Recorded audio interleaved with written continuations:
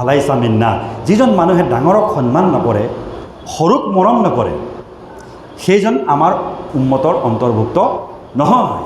সেইজন মোৰ উম্মতৰ অন্তৰ্ভুক্ত নহয়। যিজনে ডাঙৰক সন্মান কৰিব নাজানে, যিজনে সৰুক মৰম কৰিব নাজানে, সেইজন মানুহ মোৰ উম্মতৰ অন্তৰ্ভুক্ত নহয়। তাৰ পাছত হজৰতে খাদিজা ৰাদিয়াল্লাহু তাআলা আনহাৰ লগত নিকাহ হৈ গ'ল। সেই সময়ত খাদিজা আছিলে মাৰ্চেণ্ট। আমাৰ নবী হজৰত মুহাম্মদ সাল্লাল্লাহু আলাইহি ওয়াসাল্লাম আছিলে ঘাট মাউৰা বা দুৰ্ৰ য়তীম, হয়নে? দুৰ্ৰ য়তীম আৰু মাৰ্চেণ্টৰ লগত নিকাহ হৈ গ'ল। তাৰ পাছত লাহে লাহে হজৰতে খাদিজাতুল কুবৰা ৰাদিয়াল্লাহু তাআলা আনহা আল্লাহ নবী সাল্লাল্লাহু আলাইহি ওয়াসাল্লামৰ লগত জিন্দগী বছৰ কৰি আছে। এইখিনিতে এটা আমি আপোনালোকক ক'ব বিচাৰোঁ যে কিছুমান মানুহে, যিসকল ইছলামৰ দুশ্মন, যিসকলে সদায় ইছলামৰ ভুলটো বিচাৰি থাকে, তেওঁলোকে এটা প্ৰশ্ন কৰে যে আমাৰ নবী হজৰতে মুহাম্মদ মুস্তাফা সাল্লাল্লাহু আলাইহি ওয়াসাল্লামে 11 গৰাকী বিয়া পাতিছিল। কিমান গৰাকী? 11 গৰাকী বিয়া পাতিছিল।